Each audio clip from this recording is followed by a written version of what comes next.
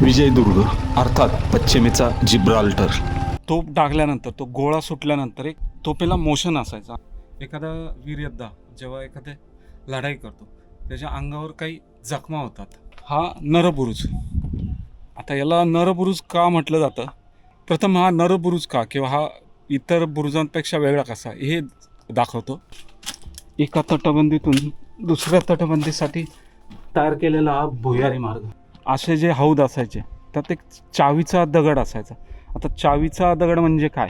पहिल्या तटबंदीपासून एक ठराविक अंतरावर पाण्याच्या खाली एक तटबंदी तयार केलेली आहे. शिवकालीन तटबंदी आहे की नाही, इथे मुक्कामाला आल्यानंतर एक असं व्यक्तिमत्व भेटलं. तर आता आपण ती व्यक्ती कोण हे आपण त्यांना जाऊन भेटूया.